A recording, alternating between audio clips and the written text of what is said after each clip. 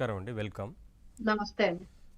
ముందుగా మేడం ఏం చెప్తారు ఈ సోషల్ మీడియా పోస్టులకు సంబంధించి? అంటే వైసీపీ అనే కాదు, ఎవరు పెట్టినా సరే కఠినంగానే వ్యవహరించాలనేది ప్రభుత్వ విధానం. కూటమి హ్మ్. పార్టీలో నేతలు లేదంటే కార్యకర్తలు ఇట్లా పోస్టులు పెట్టినా సరే గతంలో చర్యలు తీసుకుంది ప్రభుత్వం. తాజాగా ఇంకా కఠినతరం చేయాల్సిందే. ఎందుకంటే ముఖ్యమంత్రి మీద, ఉప ముఖ్యమంత్రి మీద, వారి కుటుంబ సభ్యుల మీద, ఇట్లా మంత్రుల మీద, ప్రతి ఒక్కరి మీద కూడా సోషల్ మీడియాలో కావాలనే పోస్టులు పెడుతున్న నేపథ్యాన్ని చూస్తూ ఉన్నాం. అందుకనే ఇంకా కఠినతరం చేయాలి, చట్టాలకు సంబంధించి అమలు చేయాల్సిన అవసరం ఉంది. అలాగే టెక్నాలజీని వినియోగించుకోవాల్సిన అవసరం ఉంది. వీటన్నిటి మీద ప్రభుత్వం దృష్టి పెట్టింది కదా. ఏం చెప్తారు? నవీన్ గారు గుడ్ ఆఫ్టర్నూన్ అండి. ప్యానెల్లో ఉన్న కిషోర్ గారు, అదేవిధంగా ఇంకోటి పేరు మర్చిపోయాను, సారీ, ప్రసాద్ గారు, ఏమనుకోవద్దు. సత్యగారి. ప్రసాద్ గారు ఇక్కడ ఏబిఎన్ ఆంధ్రజ్యోతి ప్రేక్షకులకు అందరికీ గుడ్ ఆఫ్టర్నూన్ అండి. అయితే ఇక్కడ ఒకటి మనం ఫస్ట్ చెప్పుకోవాల్సిన విషయం ఏంటంటే freedom of speech and expressions, భావ ప్రకటన స్వేచ్ఛ, మాట్లాడే హక్కు. ఆర్టికల్ 19(1)A ప్రకారం అది ఎవరైనా సరే ఎవరినైనా సరే వాళ్ళ భావ ప్రకటన స్వేచ్ఛ అంటే ప్రశ్నించే హక్కు కలిగి ఉండటం. ఓకే, చాలా బాగుంది. దాంతో మనం ఎవరినైనా సరే అక్కడ జరిగే తప్పుని మనం ప్రశ్నించవచ్చు అనేది. కానీ ఇది భావ ప్రకటన స్వేచ్ఛ కాదు, బూతు ప్రకటన స్వేచ్ఛ. ఖచ్చితంగా అదే జరుగుతుంది ఈ రోజున. ఇది ఎలా మొదలైంది, ఎప్పుడు మొదలైంది, దానికి శ్రీకారం ఎవరు చుట్టారు అంటే రాజారెడ్డి రాజ్యాంగంలో ఆర్టికల్ 2019 మరి వాళ్ళ 151J బ్యాచ్ అందరూ ఫస్ట్ మొట్టమొదటిసారిగా దీన్ని అమలు చేసింది మాత్రం కొడాలి నాని గారు. అప్పటి నుంచి ఇప్పటి వరకు ఈ బూతుల పర్వం చిన్న పెద్ద మరి స్త్రీ లేదు పురుషులు లేరు, ప్రతి ఒక్కరి మీద ఎక్కడా కూడా వాళ్ళు ఏ హోదాలో ఉన్నారు, దానికి ఒక గౌరవాన్ని ఇవ్వాలి, మర్యాదగా మనం నడుచుకోవాలి అనే మంచి మర్యాద అనేది మర్చిపోయి ఇప్పటి వరకు కొనసాగుతూనే ఉంది ఈ బూతు ప్రకటన స్వేచ్ఛ. ఏం చెప్పుకోవాలి, ఎంత దురదృష్టకరమైన పరిస్థితులు 2019లో స్టార్ట్ అయ్యాయో. ఒకరు కాదు, దాన్ని వీళ్ళంతా కూడా ఏ విధంగా తీసుకున్నారు అంటే మంచిని తీసుకుంటే బాగుంటుంది, కానీ ఈ చెడుని తీసుకున్నారే, దీని గురించి మాట్లాడుకోవాలి ఈ రోజున. మరి ఈ చెడు ఎక్కడ వరకు వెళ్ళింది? ఇంట్లో ఉన్న మహిళలు, పిల్లలు, ఆడపిల్లల గురించి అసభ్యకరంగా మాట్లాడుతూ క్యారెక్టర్ అసాసినేషన్ చేస్తూ వీళ్ళంతా చేస్తున్న ఈ నీచమైన ఆలోచనలకి పునాది మాత్రం ఏదైతే రాజారెడ్డి రాజ్యాంగం 2019J బ్యాచ్ మొదలు పెట్టిందో అక్కడి నుంచి స్టార్ట్ అయింది. ఏం చెప్పుకోవాలి, ఎందుకు ఇలా తయారయ్యారు? నిజంగా కఠినమైన చర్యలు ఉండాలి. ఈ రోజు కూడా మహిళలం మేం బయటకు వచ్చేసి ఇదిగో ఇది జరుగుతుంది, ఇది మంచి, ఇది చెడు, ఇలా ఉండండి, ఇలా మాట్లాడండి అని మన రాష్ట్రాన్ని మనం కాపాడుకుందాం అని చెప్పి చెప్తున్నా దాని కింద కూడా బూతులతో మెసేజ్లు. ఖచ్చితంగా పవన్ కళ్యాణ్ గారు చెప్పినట్లుగా దానికి కఠినమైన చర్యలు ఉండాలి. మనం ఫస్ట్ నుంచి చెప్పుకుంటుంది ఒకటే, వాళ్ళు ఏదైతే తప్పు చేస్తారో ఆ తప్పుకి శిక్ష లేకపోవటం వల్లే పదే పదే రిపీట్ అవుతుంది. చాలా నీచంగా ఈ యూట్యూబర్స్ ఎవరైతే మేము జర్నలిస్టులమనో లేకపోతే ఇక్కడ ఒక ప్రాంతీయ విభేదాన్ని తీసుకొచ్చి కూడా మాట్లాడటం జరుగుతుంది. అమ్మో అరెస్ట్ చేశారు అనగానే వెంటనే క్యాస్ట్ ఒకటి గుర్తొస్తుంది, ప్రాంతం ఒకటి గుర్తొస్తుంది. వాళ్ళు ఏదైతే ప్రొఫెషన్ లో ఉన్నారో ఆ ప్రొఫెషన్ గురించి కూడా చెప్పుకుంటూ ఇదిగో మేము ఏదైతే జర్నలిస్టులమే, నిజంగా జర్నలిస్టులు ఎంత గొప్పగా వాళ్ళు ప్రాణాలకు సైతం తెగించి ఎవరికైనా ఇబ్బంది జరుగుతుందంటే అక్కడికి వెళ్ళి ఆ న్యూస్ ని అందజేసే ప్రయత్నం కానివ్వండి, ఏ విషయంలో కూడా వాళ్ళు ముందుంటారు. Hats off. కానీ దాన్ని ఎటువైపు తీసుకెళ్తున్నారు? ఇప్పుడే చెప్పుకున్నాం, భావ ప్రకటన స్వేచ్ఛ ఉండాలి, కాదని ఎవరు అంటలేదు. కానీ ఈ బూతు ప్రకటన స్వేచ్ఛ ఎందుకు తీసుకొచ్చారు?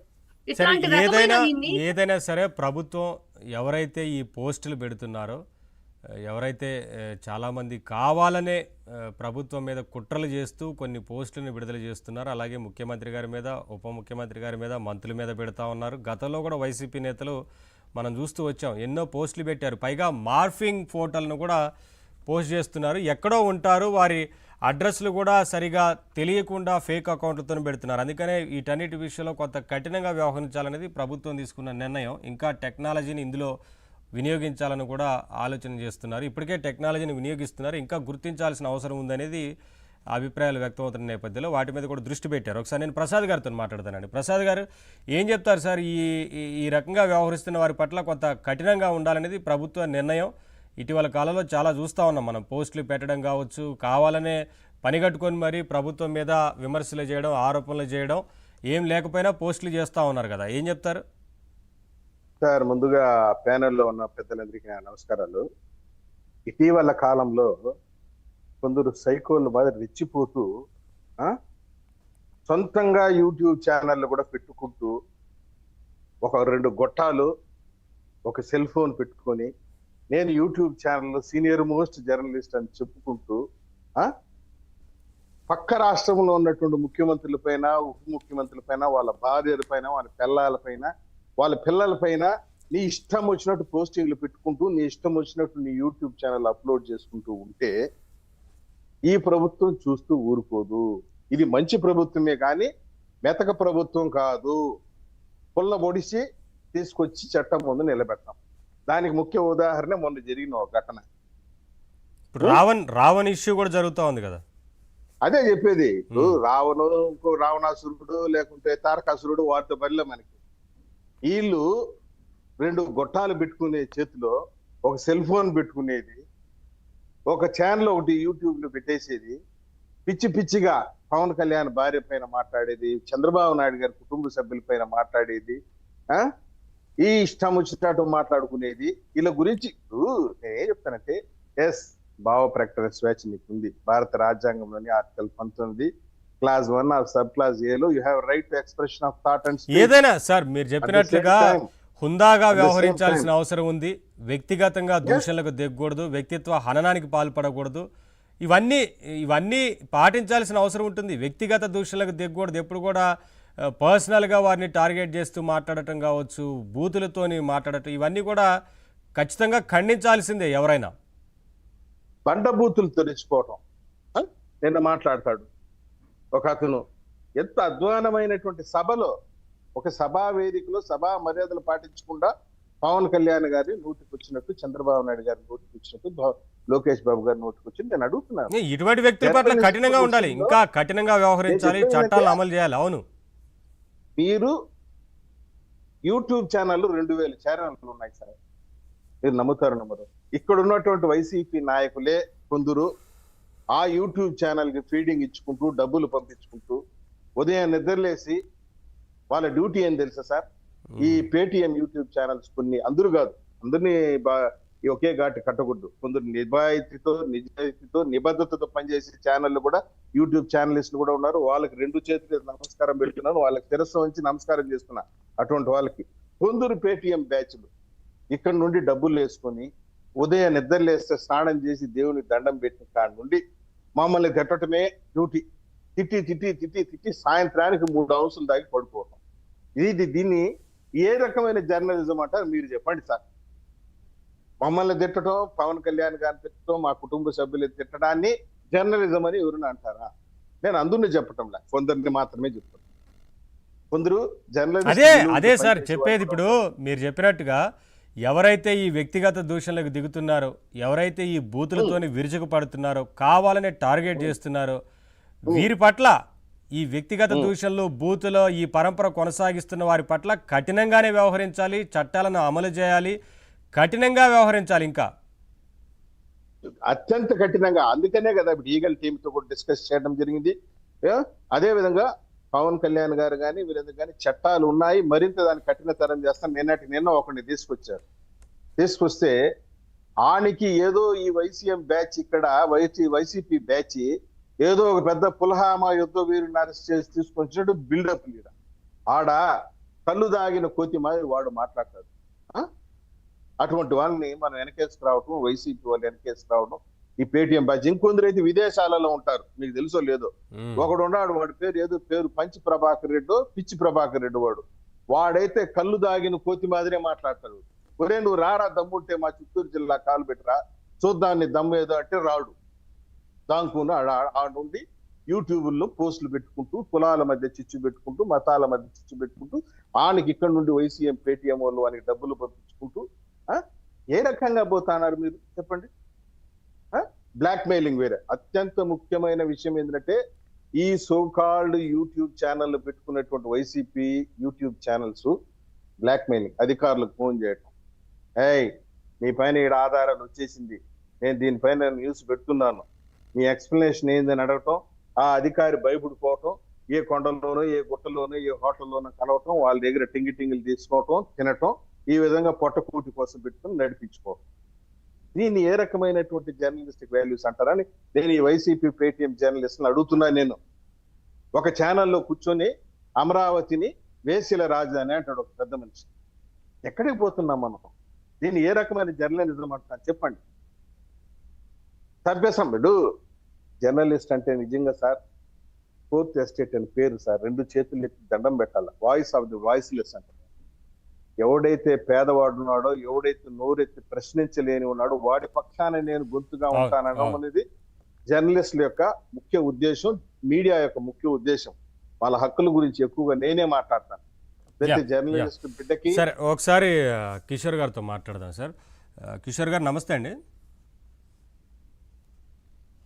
నమస్తే అండి.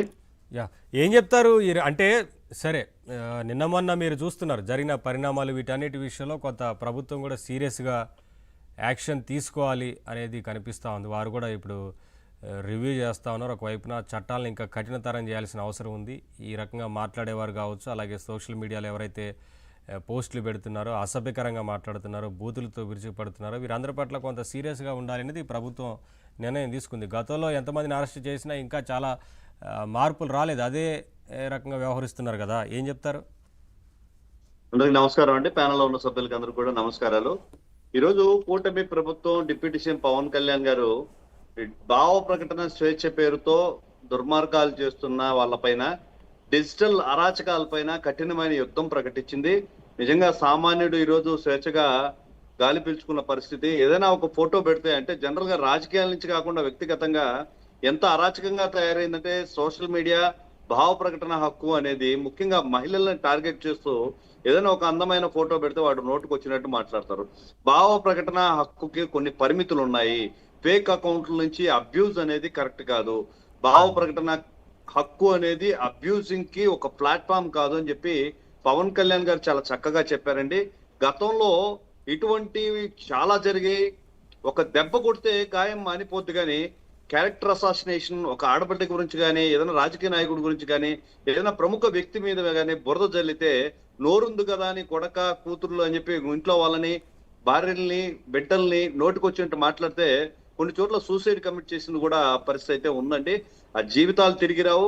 దెబ్బ కొడితే తిరిగి మానిపించుకోగలం కానీ భావ ప్రకటన హక్కు ఉంది కదా అని చెప్పి నోటికొచ్చినట్టు మాట్లాడితే అది మరి భరించలేనిది, అవమానంతో తట్టుకోలేక ఏమైనా చేసుకోవచ్చు. నిజంగా ఈరోజు డిజిటల్ మీడియా అనేది ప్రపంచంలో ఒక మంచి ప్లాట్ఫామ్. మనకు సంబంధించిన విషయాలు తెలియపరచుకోవడం, మన నాలెడ్జ్ ని పెంచుకోవడానికి ఉపయోగించాల్సిన వేదికని నోరుంది కదా అని నోటుకు వచ్చినట్టు మాట్లాడి ప్రజలపైన బురదలు జల్లి వాళ్ళ క్యారెక్టర్ అసాసినేషన్ చేస్తూ దారుణంగా వ్యవహరిస్తున్నారు.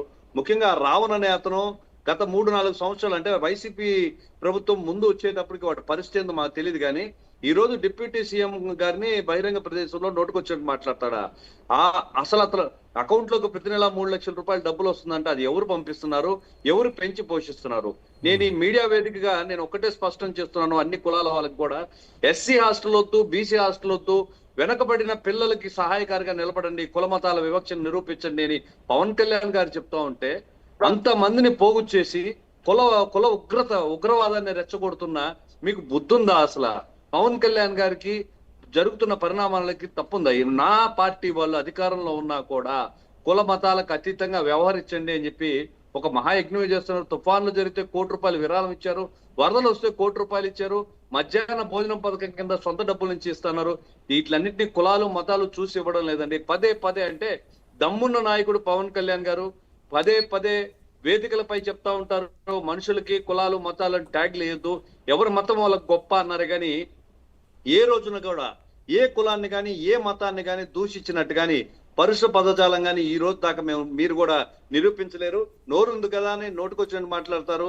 ముఖ్యంగా మన క్రిస్టియన్ సభలో వేదికగా అసలు పవన్ కళ్యాణ్ గారి గురించి ఎందుకు వస్తారు? ఒకవేళ ఎవడో ఒక ఎదవ మన నోటుకొచ్చినట్టు మాట్లాడారనుకోండి, ఆ వ్యక్తిని దూషించాలి, హిందూ మతాన్ని దూషిస్తారా? భావ ప్రకటన స్వేచ్ఛ ఉంది కదా అని చెప్పి నోటుకొచ్చినట్లు మా దేవుళ్ళని రేపు ఉదయం ఇలాగే వదిలేస్తే స్వాతంత్రానికి పూర్వం బ్రిటిషర్స్ ఇళ్లలోకి వచ్చి మహిళలు లాక్కెళ్ళి రేప్ చేసేవాళ్ళు. ఈ పరిస్థితి ఎదురవుతుందేమో అనిపిస్తుంది. ఇంత ఉగ్రవాదం ఎందుకు, ఇంత ఉన్మాదం ఎందుకు? నిజంగా ఒక వ్యక్తి తప్పుడు స్టేట్మెంట్ ఇచ్చుంటే ఆ వ్యక్తి మీద యాక్షన్ తీసుకోవాలి. అది ఈ రోజు యాక్షన్ ప్లాన్ అమలు అవుతుందని నేను అనుకుంటున్నాను. లేస్తే కులాలుగా, మతాలుగా ఏదైనా మార్పు రావాలి కిషోర్ గారు, మార్పు రావాల్సిన అవసరం ఖచ్చితంగా మార్పు ఉంది. రావాలండి. ఇటువంటి మార్పు ఈ విషయాల రోజు పట్ల స్వాగతిస్తున్నాం. పవన్ కళ్యాణ్ గారు తీసుకున్న ఈ నిర్ణయాన్ని ముఖ్యంగా మహిళలు అయితే చాలా ఆనందంగా ఫీల్ అవుతున్నారు. సామాన్యుడు ఏదైనా బయటకు వచ్చి సచిన్ ఇవ్వాలంటే భయపడే పరిస్థితి, ఎవడొచ్చి బయట మాట్లాడతాడు అని చెప్పి. ఒకటేదైనా మత సామరస్యానికి ప్రతీకగా ఏదైనా ఒక ప్రోగ్రామ్ పెట్టామంటే దాని కింద ట్యాగ్ వేస్తాడు, నువ్వు క్రిస్టియనా, హిందువా, ముస్లిమా అని. భావ ప్రకటన హక్కు ఉంది కదా, ఒక మంచి వాక్యం చెప్పు. నువ్వెవడే మమ్మల్ని దూషించడానికి? ఏ రోజైనా పవన్ కళ్యాణ్ గారు కానీ జనసేన పార్టీ తరపున ప్రతినిధులు కానీ ఏ మతాన్నైనా దూషించడం, ఏ కులాన్నైనా తక్కువ చేయడం చూసారా? పవన్ కళ్యాణ్ గారి గురించి మాట్లాడే హక్కు ఉందా? ఆయన జడా శ్రావణ్ అంట ఒక పార్టీ పెట్టి 1 సంవత్సరం రోజులు అన్ని నియోజకవర్గాల్లో పార్టీని నడిపిస్తే ఆ నొప్పి ఎంతో తెలుస్తుంది. కోట్ల రూపాయల డబ్బును వదిలేసి, విలాసాలను వదిలేసి సామాన్యుడి కోసం ఎంతో కష్టంగా దశాబ్ద కాలం దాటి కష్టపడుతున్న పవన్ కళ్యాణ్ గారి గురించి డిప్యూటీ సీఎం మీద నేను డిప్యూటీ సీఎం అవుతాను అని మాట్లాడే హక్కు నీకు ఎక్కడికి ఉంది? 1 సంవత్సరం పార్టీ పెట్టి నడిపి చూడు జడా శ్రావణ్. నేను ఈ మీడియా వేదికగా సవాల్ విసురుతున్నాను. ఒకే సంవత్సరం పర్టికులర్ గా మళ్ళా ఇంకోటి చెప్తున్నాను, ఇటువంటి కుల పిచ్చి వాళ్ళకి చెప్తా ఉన్నాను. ఒక కులంతో, ఒక మతంతో రాజకీయాన్ని నడపలేవు. రాజకీయం అనేది కులాలకి, మతాలకి అతీతంగా ఉండాలి. అందరికీ నువ్వు సేవ చేయగలిగిన వాడే ప్రజా నాయకుడు అవుతావు అని చెప్పి మరొకసారి తెలుస్తున్నావు. గట్టిగా మాట్లాడితే, నోటుకొచ్చినట్టు మాట్లాడితే, బూతులు మాట్లాడితే మనకు డబ్బులు వస్తాయి, మనం కొన్ని వర్గాలను ప్రేరేపితం చేస్తాం, ఉగ్రవాదులుగా తయారు చేస్తాం అంటే రాబోయే రోజుల్లో కూటమి ప్రభుత్వం సహించబోయేది లేదు. ఈ రోజు తీసుకున్న పవన్ కళ్యాణ్ గారు తీసుకున్న నిర్ణయం ప్రతిష్టాత్మకంగా ఉంది. గతంలో డిజిటల్ నేరాల గురించి కంప్లైంట్కి వెళ్తే కొన్ని పోలీస్ స్టేషన్ లో నేను స్వయంగా ఎదుర్కొన్నాను, వీటిని మనం ఏం చేయలేము అని. టార్గెట్ పెంచాలి, ఎవడు ఎక్కడి నుంచి పెడుతున్నాడో ఫేక్ అకౌంట్ల మీద దాడి జరగాలి. ఈ డిజిటల్ అబ్యూస్ ఏదైతే ఉందో ఏదైనా ప్రభుత్వం ఈ విషయంలో సీరియస్ గా ఉందనేది కనిపిస్తోంది. అదైతే శ్రీలీల గారు, మార్పు రావాల్సిన అవసరం ఉంది కదా. ఈ రకంగా మాట్లాడటం కానీ, వ్యాఖ్యలు చేయడం కానీ, పోస్టులు పెట్టడం కానీ, రాజకీయాలు అనేది హుందాగా ఉండాలి, విమర్శలు అనేవి హుందాగా ఉండాలి, ప్రభుత్వానికి సలహాలు సూచనలుగా ఉండాలి తప్ప ఈ రకంగా ఉండకూడదు కదా ఏదైనా. అవును. అంటే ఇక్కడ ఒకటండి, నిన్న పవన్ కళ్యాణ్ గారు చెప్పినట్లుగా చట్టంలో మార్పులు తీసుకురావాలి ఖచ్చితంగా. అది వస్తేనే ఎప్పుడైనా ఒక శిక్ష పడుతుంది అన్నప్పుడు ఖచ్చితంగా భయం వస్తుంది వాళ్ళల్లో. ఆ భయాన్ని ఎలా కలుగజేయాలంటే రాజ్యాంగంలో మనకి ఏ చట్టాలు అయితే ఉన్నాయో వాటిల్లో ఇంకా కఠినమైన చర్యలు. వీళ్ళు చేస్తున్న పనులకి ఈ రోజున ఇంత దారుణంగా బహిరంగ సభల్లో కూడా మాట్లాడుతున్నారు అంటే అక్కడ ఏది వాళ్ళకేదో సమఉజ్జీ ఉన్నాళ్ళు కాదు. మనకి రాష్ట్రానికి ముఖ్యమంత్రి వర్యులు, ఉప ముఖ్యమంత్రి వర్యులు వాళ్ళ ఇంట్లో ఉన్న మహిళల గురించి ఇంత దారుణానికి పాల్పడుతూ ఉంటే ఖచ్చితంగా కఠినమైన చర్యలు ఉండాలి. అదే విధంగా ఏదైతే కొన్ని న్యూస్ ఛానల్స్ లో కూడా మనం ఇందాక చెప్పుకున్నట్లుగా అమరావతి వేశ్యల రాజధాని అన్నప్పుడు ప్రతి ఒక్కరికి మేమందరం కూడా చాలా బాధపడ్డామండి. చాలా అంటే చాలా. ఏంటి ఇంత వినాశకాలే విపరీత బుద్ధి అన్నట్లుగా వీళ్ళకి ఎందుకు ఇట్లాంటి విపరీతమైన బుద్ధులు వస్తున్నాయి? ఎందుకు ఇలాంటి మాటలు మాట్లాడుతున్నారు? మహిళల్ని ఎందుకు ఇంత కించపరుస్తున్నారు? అంటే ఇంట్లోనే ఒక మహిళ కన్నీరు పెడితే ఆ ఇంటికి జయం కాదంటారు.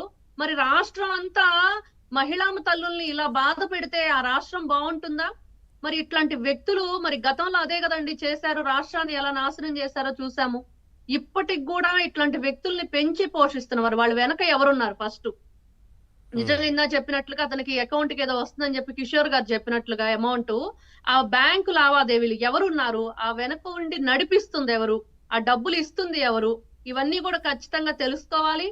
పోలీసులు, రోజా గారు ఒక ట్వీట్ చేశారు, పాపం ఆవిడ మర్చిపోయినట్లుంది. ఏమడుగుతుందంటే సనాతని గారు అని చెప్పేసి మళ్ళా వ్యంగ్యంగా, ఎటకారంగా ఆ పద్ధతి వాళ్ళు మార్చుకోరండి. నువ్వు మహిళవి, తప్పు చేసావు, వదిలేస్తాననేది ఇంకా కూటమి ప్రభుత్వం చూడకూడదు. రోజాని కూడా అరెస్ట్ చేసి ఏంటమ్మా ఈ ట్వీట్స్ అని అడగాలి. వాళ్ళ అధికారం. ఆవిడ అడుగుతుంది, నేను జనసేన వాళ్ళు వచ్చేసి పోలీస్ స్టేషన్ మీద పడిపోయారు, అలా చేశారు, ఇలా చేశారు, వాళ్ళ మీద చర్యలు ఉంటాయి. ఖచ్చితంగా తీసుకుంటారు, ఖచ్చితంగా ఉంటాయి, కేసులు నమోదు చేస్తారు. ఎన్నో సందర్భాల్లో మనం చూసాము. కానీ ఇప్పుడు రోజా గారు చెప్పాల్సింది ఏంటంటే మరి వాళ్ళ అధికారంలో ఉన్నప్పుడు ఇప్పటి వరకు కూడా ఎన్ని రకాలుగా అబద్ధాలు ఆడుతున్నారు, దౌర్జన్యాలు చేశారు, దోపిడీలు చేశారు, ఇట్లాంటి బూతుల రాజకీయాలకు తెరలేపారు. వీటన్నిటికి కూడా మరి ఆవిడ ప్రజల ముందు ప్రూవ్ చేసుకునిద్దా మేము చేయలేదు, మేము ఇలా నడుచుకున్నాము అని చెప్పేసి? రోజా గారు ఒకసారి మాట్లాడేటప్పుడో లేకపోతే ఆవిడ ట్వీట్ చేసేటప్పుడో రాత్రి ఆవిడ 10:44 ఏం పెట్టారు. మరి ఆవిడ సిచ్యువేషన్ ఏంటో ఎందుకు ఆ టయాన్ని పెట్టింది అనేది కూడా డౌట్ వస్తుంది. మేము అసలు ఆవిడ మహిళ అనేదే మా కేటగిరీలోంచి తీసి పక్కన పడేస్తాం. ఆవిడ భాషకి అది నోరా మురుగుంట అన్నట్లుగా ఆవిడ ప్రవర్తనకి ఇంత దారుణాలు, ఇంత దారుణమైన నీచమైన వాళ్ళు మహిళలు ఉన్నారు వైఎస్ఆర్సీపీ పార్టీలో. ఎప్పుడు కూడా అమరావతిని అంత పెద్ద మాట అన్నప్పుడు కూడా వాళ్ళు ఎవరు వచ్చి మహిళలం మేమంతా ఇలా అనకూడదు అనేది కూడా ఎవరు ఖండించిన పాపాను పోలేదు. ఇట్లాంటి వ్యక్తులను వదిలిపెట్టాలా అండి? ఇట్లాంటి వ్యక్తులు, ఇట్లా నీచమైన ఈ బూతుల రాజకీయాలకు తెరలేపుతున్న వ్యక్తుల్ని, వాటిని ప్రోత్సహించిన వ్యక్తుల్ని, వాళ్ళకి సపోర్ట్ గా మాట్లాడుతూ ఇలాంటి ట్వీట్స్ చేసిన వాళ్ళని ఖచ్చితంగా వదిలిపెట్టాలి. వారి పార్టీలో మీరు అన్నట్టు మిగతా వారు మాట్లాడటం లేదు ఎవరు అని అంటే ఓకే, సరే వారు రెస్పాండ్ అవ్వట్లేదు అనుకోవచ్చు. వారి అధినేతే ఏమీ మాట్లాడటం లేదు, వారు చేస్తున్న విషయాలపైన ఏం ఖండించట్లేదు. జగన్మోహన్ రెడ్డి గారికి హక్కు లేదండి. ఎందుకు మాట్లాడట్లేదో ఏంటంటే, ఈ రోజు ఆయన ఎవరినైనా సరే ఇదిగో మీరు ఇలా మాట్లాడొద్దని చెప్పడానికి గాని, లేకపోతే మీరు ఇలాంటి మన క్రమశిక్షణ రాహిత్యంగా ప్రవర్తించారు, మిమ్మల్ని పార్టీ నుంచి సస్పెండ్ చేయాల్సి వచ్చిద్దనే మాటలు గాని ఎందుకు మాట్లాడరంటే, ఫస్ట్ జగన్మోహన్ రెడ్డి గారికి ఆ హక్కు లేదు, అర్హత లేదు. ఎందుకంటే ఆయన భాష తెలుసు. మీరు క్రమశిక్షణ చర్యలు అది అంటున్నారు, అసలు క్రమశిక్షణ కమిటీ, ఆ పార్టీకి ఒక కార్యవర్గం ఇవన్నీ ఉన్నాయా? ఏది ఉండదు. అలాంటి ఉండవు. ఎందుకంటే జగన్మోహన్ రెడ్డి గారు ఫస్ట్ ఎలాంటి వ్యక్తి, మరి ఆ పార్టీ అధినేత అంటే ఎవరి దగ్గర నుంచో పార్టీ కొట్టేసి వీళ్ళు ఆ పార్టీని లాగేసుకున్నారు కదా దొంగతనంగా, అతన్ని చీట్ చేసి. మరి ఆయనే చెప్తున్నారు శివకుమార్ గారు, దానికి గొడ్డలి గుర్తు ఇవ్వండి, ఫ్యాన్ గుర్తు కాదు, నా పార్టీని నాకు ఇచ్చేయండి అని. ఇట్లా ఒకటి కాదు, వాళ్ళ గురించి చెప్పుకోవాలంటే కోకొల్లలు. ఇట్లాంటి వాళ్ళు మన రాష్ట్రంలో ఉండటం నిన్న గౌరవ ముఖ్యమంత్రి నారా చంద్రబాబు నాయుడు గారు చెప్పినట్లుగా నిజంగా దౌర్భాగ్యం అండి. ఇట్లాంటి వ్యక్తులతో ఏదైనా రాజకీయాన్ని రాజసంగా చేయాలి, హుందాగా చేయాలి, గౌరవంగా చేయాలి అనేది మర్చిపోయి పదే ఇలాంటి ఎన్ని చెప్పినా సరే ఒకటే అండి శ్రీలీల గారు, ఎన్ని చెప్పినా మార్పు అనేది అయితే కనపడటం లేదు వారిలో. ప్రసాద్ గారు ఫైనల్ గా ఏం చెప్తారంటే, ప్రభుత్వం తీసుకుంటే అప్పుడు కనిపిస్తాయి. ప్రభుత్వం ఏ కార్యక్రమాలు చేసినా, ఏది ప్రారంభించినా ముందు వైసీపీకి సంబంధించిన నేతలు సరే అసలు ఏం జరుగుతుంది ఏంటి అనే విషయాలపైన అనలైజ్ చేయకుండానే, అసలు ఎలా చేస్తారు ఏంటి అనే విషయం పైన కొంచెం కూడా ఆలోచించకుండా, వెయిట్ చేయకుండానే విమర్శలకు దిగడం, వెంటనే ఆరోపణలు చేయడం, పోస్టులు పెట్టడం, ఇదే పనిగా ఉన్నారు కదా. సరే వారి పార్టీ అధినేత కనీసం ఎమ్మెల్యేగా వారు అసెంబ్లీకి వచ్చి ఇది జరిగిందని క్వశ్చన్ చేయొచ్చు ప్రభుత్వాన్ని, లేదంటే సలహాలు ఇవ్వచ్చు, సూచనలు చేయొచ్చు, మార్పులు చేసుకోవాలని అడగొచ్చు. అవేమీ లేకుండా కేవలం సోషల్ మీడియాలో పోస్టులు పెట్టడం, బురద జల్లే ప్రయత్నం చేయడం, ఇవే చేస్తున్నారు కదా. అంటే ఇక్కడ ఒక విషయం సార్, ఇక్కడ వైసీపీ వాళ్ళు సోషల్ మీడియా వింగ్ అనే పేరు పెట్టుకొని దానికి ఒక చీఫ్ని పెట్టి, సజ్జల రామకృష్ణారెడ్డి కొడుకు పిల్ల సజ్జల, ఆ పిల్ల సజ్జలని పెట్టి దానికి టీమ్ లీడర్ గా పెట్టి అతను కంటెంట్ ఇస్తాడనమాట. వీళ్ళు ఫారిన్ లో కూడా ఉంటున్నారంట, దాదాపు ఒక 11,000 మంది ఉన్నారంట సార్ ఫారిన్ లో కూడా. వీళ్ళు ఈ నుండి కంటెంట్ ఇస్తే ఒక్కసారిగా వాళ్ళందరూ కూడా ఒక్కసారి ఈ పిశాసులు కదా ఒక చేట ఉండజేరిపోతాయో ఆ విధంగా గ్రూప్ అయిపోయి ఇష్టం వచ్చినట్టు సోషల్ మీడియాలో పోస్టులు పెట్టడం. అంతెందుకు సార్, ఇప్పుడు ఏడకో పోయినా మనము సాక్షాత్తు షర్మిలమ్మ పైన అసభ్యకరమైన పోస్టులు పెట్టలేదా వీళ్ళు వైసీపీ వాళ్ళు? అవును, సాక్షాత్తు జగన్మోహన్ రెడ్డి గారి చెల్లెలు తోబుట్టు పైనే వైసీపీ సోషల్ మీడియా ప్లాట్ఫామ్స్ లోనే పిచ్చిగా పాపము క్యారెక్టర్ అసాసినేషన్ చేస్తూ పోస్టులు పెట్టారు. ఎంత దారుణం అంటే మనం డిస్కస్ చేయకూడదు ఇక్కడ ఈ ప్లాట్ఫామ్ పైన, అంత దారుణమైన పోస్టులు పెట్టారు. సరే వాళ్ళ ఇంట్లో కుటుంబ సమస్యలు కూడా పడతారు, లేస్తారు, అటుపడి సావన్న మనకు సంబంధం లేదు. మొన్న మధ్య బిల్ గేట్స్ గారు వచ్చారు. ఒరే నాయన, ఈ దేశంలో 29 రాష్ట్రాలు ఉంటే, ఇంత పెద్ద హేమహేమిని ఉంటే, ఆయన అమరావతికి వచ్చాడు బిల్ గేట్స్. వచ్చి చంద్రబాబు నాయుడు గారిని చూసి how are you my friend అంటే, వీళ్ళు అప్పుడే కడుపు పండిపోయి బిల్ గేట్స్ పైన, అప్పుడు బిల్ గేట్స్ పైన కూడా సోషల్ మీడియాలో నెగిటివ్ ప్రెస్, ఇతనికి అప్పులు ఉన్నాయి, ఇతను చీటరు, అమెరికాలో చీటింగ్ చేసినాడు, అది ఇది అని చెప్పి మళ్ళీ పెడుతున్నారు పోస్ట్. వీళ్ళు ఏందో నాకు అర్థమే కాదు వీళ్ళు. అందుకని చెప్పి నిన్న మొన్నటి వరకు కాస్త అట్లా సాఫ్ట్ కార్నర్ గా ఉన్నాము, ఇక ఎత్తుకున్నాం. ఇంకొదిలే ప్రసక్తి లేదు. ఉమ్. సోషల్ మీడియాలో ఉంది కదా అని చెప్పి, చేతిలో సెల్ ఫోన్ ఉంది కదా అని చెప్పి నీ ఇష్టం వచ్చినట్టు వీడియోలు చేస్తే తాట తెస్తారు. దాని ప్రతిఫలమే నిన్న ఒక ఆయన పేరు ఏం పేరు రావణ గేవన్న ఒకరిని పట్టుకొచ్చినారు. ఇంకా ఇట్లాంటి రావణులు చాలా మంది దాంకుని ఉన్నారు. దాంకుని పోస్టులు పెడుతున్నారు. వాళ్ళందరికీ కూడా చాలా స్వీట్ వార్నింగ్ ఇస్తున్నాను. స్వీట్ వార్నింగ్ అని అనుకోండి, లేకుంటే ఏమని అనుకోండి, తొక్కి పట్టి నార తీయటం పక్కా. మళ్ళీ చెప్తున్నా, ఇది మంచి ప్రభుత్వమే. సరే, కానీ ఏదైనా మెతక సార్ ప్రభుత్వం. ఒకటి ఉప ముఖ్యమంత్రి గారు వారు కూడా చెప్పింది ఏంటి, చట్ట ప్రకారమే వెళ్ళాలి, కఠినంగా వ్యవహరించాలి, చట్టాలని కఠినతరం చేయాల్సిన అవసరం ఉంది, ఇటువంటి వారి పట్ల ఇంకా ఏమాత్రం కూడా ఉపేక్షించకూడదు అనేది మరి చెప్పిన మాట. ఎందుకు ఇప్పుడు ఒకటి రావణ్ణి పట్టుకొచ్చాం. మొన్న ఆ మధ్య ఇంకొక ఆయన పేరు ఏదో, ఇంకొక జర్నలిస్ట్ పేరు ఏదో ఉన్నది, మన మిత్రుడు కిషోర్ చెప్పాల, ఆయన్ని పట్టుకొచ్చాం. అప్పుడే దానిపైన పెద్ద ఎత్తున ప్రచారం చేసినారే, ఇటువంటి స్వతంత్ర సమరయోధులను అరెస్ట్ చేసి తీసుకొస్తారా మీరు అంటే, మేము ఎక్కడ తగ్గలే. మేము చట్టాన్ని మేము చేతిలోకి తీసుకోవాలనుకుంటే ఆడే ప్యాంటు షర్ట్ తీసుకొచ్చాం. నేరు గౌరవం తీసుకొచ్చి మ్యాజిస్ట్రేట్ ముందు నిలబెట్టి చార్జెస్ ఫ్రేమ్ చేశాం. లేదంటే అత్యంత ఘోరంగా బట్టలు తీసుకొచ్చి నిలబెట్టుకుంటాం. వాల్యూస్ పోయి ఉంటాయి. మేము ఆ విధంగా చేయలేదు కదా. కాబట్టి చట్టాన్ని గౌరవిస్తూనే చట్టాన్ని అమలు చేస్తాం. సరే, మేమేదో సాఫ్ట్ గా ఉన్నాము, లేదా సాఫ్ట్వేర్ ఇంజనీర్లు అనుకునేటువంటి ఫీలింగ్లు ఉంటే దాని పరిస్థితి చాలా దారుణంగా ఉంటుంది. మీరు కాల్చుకోండి. మా వాళ్ళు తప్పు చేసినా మేము ఒప్పుకోవటం లేదు. మొన్న ఆ మధ్య మా టీడీపీ కార్యకర్త ఒక అతను సోషల్ మీడియాలో భారతమ్మ పైన పోస్ట్ పెట్టి ఒప్పుకోలేదు. మేము ఇంక్లూడింగ్ మా పార్టీ టాప్ లీడర్స్ ఒప్పుకోలేదు. నథింగ్ డూయింగ్, ఇటువంటి పెట్టకూడదు అని చెప్పి చాలా స్టబన్ యాక్షన్ తీసుకున్నాం. అతని పైన కేసు పెట్టి అరెస్ట్ చేసాం. మా కమిట్మెంట్ ఆ విధంగా ఉంది సోషల్ మీడియా పైన, సమాజం పైన. దీన్ని మీరు అలుసుగా తీసుకుని రెచ్చిపోయి వీళ్ళు ఒక టీం ఆర్గనైజ్ చేసినారు సార్. ఒక సోషల్ మీడియా వింగ్ అయిన ఆర్గనైజేషన్ పక్క రాష్ట్రాలు. వారు చెప్పేది ఏంటంటే వైసీపీ వారు మా సోషల్ మీడియా స్ట్రాంగ్ ఉంది అంటారు ప్రతిసారి. అంటే స్ట్రాంగ్ అంటే కాదు సార్, ఒకటి స్ట్రాంగ్ అనే దానికి ఏం చెప్పాలి, ప్రభుత్వం మీద విమర్శలు చేసేటప్పుడు కన్స్ట్రక్టివ్గా ఏదైనా మార్చుకోవాల్సింది ఉంటే చెప్పొచ్చు, సూచనలు చేయొచ్చు, సలహాలు ఇవ్వచ్చు, తప్పులు జరిగితే ఎత్తి చూపొచ్చు. కానీ ఏమీ లేకుండానే, అసలు ఏమీ జరగకుండానే బురద చల్లుతున్నారు కదా, కంటిన్యూస్ ఇదే పని పెట్టుకున్నారు కదా. ఇప్పుడు నేనేం చెప్తానంటే, ఎస్ మీకు ఒక సోషల్ మీడియా ప్లాట్ఫామ్ ఉంది, ప్రశ్నించే అవకాశం ఉంది. ఎస్, మేము చేసిన మంచి ఏదైనా ఉంటే చెప్పండి, తప్పు చేసి ఉంటే నిలదీయండి. డెమోక్రటిక్ సిస్టమ్ గా we are ready to answer all your queries. నువ్వు చేసిన ప్రతి విమర్శకు మేము సమాధానం చెప్పడానికి సిద్ధంగా ఉన్నాం. అంతెందుకండి, మొన్న కృష్ణలంకలో ఒక పిల్లగాన్ని చంపేసినారు, పోలీస్ కస్టోడియల్ డెత్ అయింది. మా పోలీసుని వదిలేసినామా? పోలీస్ పైన ఎఫ్ఐఆర్ గట్లా ఎత్తుకొచ్చి లాకప్ లేయలా, జైల్లో పెట్టలా, వదిలేసినామా? ఇప్పుడు వారు అడిగారు, వైసీపీ వారు కాదు, వైసీపీ వారు ఎస్పీ ఐపీఎస్ స్థాయి అధికారితో విచారణ చేయించాలన్నారు. ప్రభుత్వం సిట్ ఏర్పాటు చేసింది, 3 ఉన్నతాధికారులను పెట్టారు, ఐజీ ర్యాంక్ ఆఫీసర్ని పెట్టి విచారించారు. ఇంకా విమర్శలు చేస్తున్నారు. వారు కోరింది అదే, దానికి మించి విచారణకి సంబంధించి ప్రభుత్వం సీరియస్ గా తీసుకుంది, అయినా విమర్శలు చేశారు సోషల్ మీడియాలో. మీరు రైట్ పాయింట్ కి వచ్చారు. వాళ్ళు ఏం చేశారు, ఐపీఎస్ స్థాయి అధికారి చేత విచారణ, ఐజీ స్థాయి అధికారితో ఒక సిట్ ఏర్పాటు చేసి 3 ఐపీఎస్ అధికారిని, ఎస్పీని ఒక సిట్ ఏర్పాటు చేసి ఇన్వెస్టిగేషన్ చేస్తున్నాం. తప్పు చేస్తే తప్పే కదా, మేమేం వెనకేసి రాలేదు కదా. ఆ విధంగా మేము పరిపాలన చేస్తా ఉంటే వీళ్ళు దాన్ని అలుసుగా తీసుకుని చేతగాని తనంగా తీసుకుంటే మాత్రం దాని పర్యావరణం తీవ్రంగా ఉంటుంది.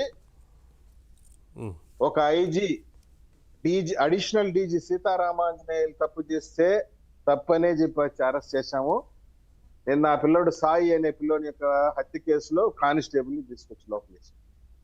అడిషనల్ డీజీ అయినా ఒకే రకమైన చట్టమే, కానిస్టేబుల్ అయినా ఒకే రకమైన చట్టమే మా ప్రభుత్వంలో. రేపు పొద్దున మీ యొక్క పేరుని నాని తప్పు చేసినా, ఆయన జోగి రమేష్ తప్పు చేసినా, మిథున్ రెడ్డి తప్పు చేసినా, భాస్కర్ రెడ్డి తప్పు చేసినా, ఎవరు చేసినా సేమ్ ట్రీట్మెంట్ ఉంటుంది. No difference. కిషోర్ గారు కంక్లూడ్ చేయండి, ఫైనల్ గా ఏం చెప్తారు? అదేనండి, వైఎస్ఆర్సీపీ గెలవంగానే సోషల్ మీడియా కమిటీలు కాదు వేసింది, బూత్ ప్రేరణ కమిటీలు, బరితిగింపు ఉత్తరణ కమిటీలు. వారు అధినేతే చెప్పారు, వారు అధినేతే మీరు రెచ్చిపోండి, మీ వెనక మేము ఉన్నాము, ఏ కేసులైనా మన లీగల్ సెల్ అదే చూసుకుంటుందని చెప్పారు. ఫండమెంటల్స్ ఏంటంటే వైఎస్ఆర్సీపీ పార్టీకి బూత్ ప్రేరణ కమిటీలు, బరితెగింపు ఉద్ధరణ కమిటీలు ఎంత బరితెగించి మాట్లాడితే, ఎన్ని బూతులు మాట్లాడితే అన్ని మంత్రి పదవులు ఇస్తాం, అన్ని ఉన్నత పదవులు ఇస్తాం, అంత ఉన్నత ఇన్ఛార్జ్ పదవులు ఇస్తాం అని చెప్పి ప్రేరేపించింది. గడిచిన 5 సంవత్సరాల పరిపాలనలో ప్రజా నాయకులుగా ముందుకొచ్చిన వైఎస్ఆర్సీపీ నాయకులు వాడిన భాష, మాటలు ఇవన్నీ కూడా ప్రపంచ వ్యాప్తంగా ఈరోజు ఫేమస్ అయినాయి. తెలుగుని ఇంగ్లీష్ లో ట్రాన్స్ఫర్ చేసుకొని కూడా ప్రజాప్రతినిధులు, ప్రభుత్వంలో ఉన్న నాయకులు ఈ విధంగా